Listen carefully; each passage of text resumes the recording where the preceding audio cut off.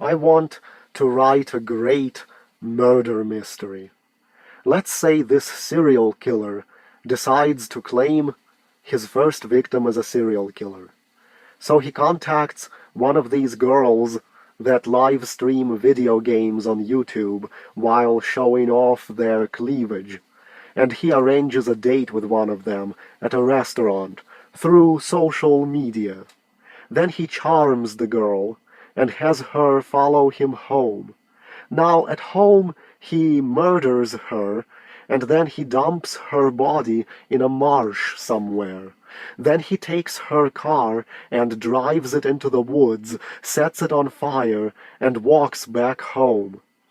So here comes the world's greatest detective, our main character. This detective is so great that he subpoenas the girl's phone records and sees a list of people she was texting with. He finds this one name that looks suspicious, and through the number he finds the guy who must have met this girl. The text messages also tell what restaurant they went to, so the detective goes to the restaurant and collects the security video from there. They can be seen dining together in the video. A parking lot surveillance video shows them driving away one after another. So he goes to the killer's home and confronts him. The killer starts reaching into his pocket, so the detective shoots him dead. The killer has a wife who lives separately from him, who decides it's a great idea to sue the police because her husband died unfairly, supposedly, and there is no proof, supposedly, that he is the serial killer. Well, the detective takes a look at some traffic monitoring surveillance cameras at a major intersection next to the killer's house.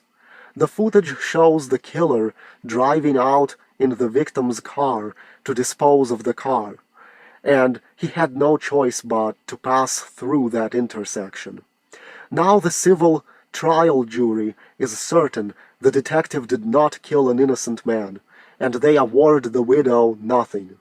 But in the meantime, someone leaves a note at the police department taunting the detective that he killed the wrong man after all, and that the real killer is still alive and he will strike again, and that the killer is the author of the note. Nobody notices this guy leave the note until the note is found.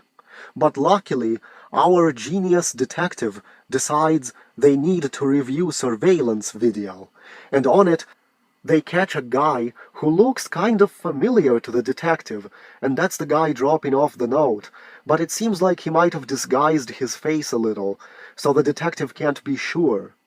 Luckily, the precinct is in a very busy part of the city, and there are lots of surveillance cameras.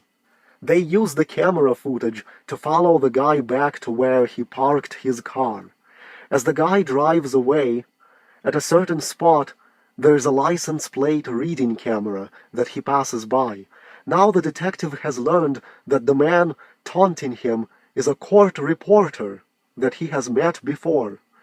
This guy wants to be like a copycat follower of the original serial killer, who was able to kill one woman. And that's it. So the detective stands back and sends in the SWAT team to arrest the copycat, or the guy who wants to be the copycat. Why does he send the SWAT team? Well, because the SWAT team just got new toys from the federal government, and they need some excuse to use them. Except the guy hasn't done anything but drop off a taunting note, so the DA doesn't even bother charging him, and he gets out of jail pretty quickly. But now he's free, and this court reporter guy then goes off and kills a prostitute to fulfill his dream of being a copycat killer.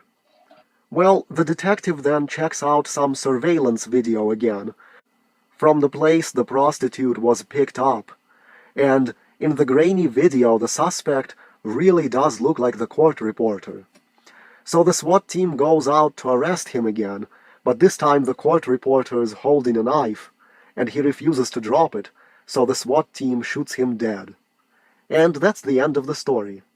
The detective stands leaning against his car triumphantly, smoking an e-cigarette in the sunset. Another case solved. And what a case it was. It had tested his mettle as a detective to the limit. His deductive reasoning abilities, in this case, would have put Sherlock Holmes to shame. This was such a harrowing case, with so many twists and turns, and much mystery. The detective was truly challenged in his skills as he pieced together clues by watching surveillance video, and watching more surveillance video, and flipping through photographs of license plates, and reading text messages from cell phone records. I think this would be the greatest noir-style serial killer terrorizing a big metropolitan city murder mystery, if I could actually write it. And I would expect people to buy the book and make me tons of money. Oh, do you not like it and think it was too boring and way too easy for the detective in the story, and you feel like a 5-year-old child could have solved the case instead of some hard-boiled detective? Well, too fucking bad. You all created this fucking world with your surveillance cameras. This is crime solving in the present year. What did you want? Some kind of fucking drawn-out, edge-of-your-seat, filled with action bullshit with a bunch of red herrings thrown in to keep you guessing? Nope. Those kinds of murder mysteries are over. You're not getting fictional stories like that anymore. This is what you get instead. See how dull you fucking made life by putting surveillance cameras everywhere? And the killers in the story were mentally ill, and their urges were too great for them to suppress and to truly be clever. They had been so brainwashed that cameras have no effect on their life, and that as long as they don't actually kill the victim on camera, no one can find out what they did, that they didn't think they were doing anything stupid.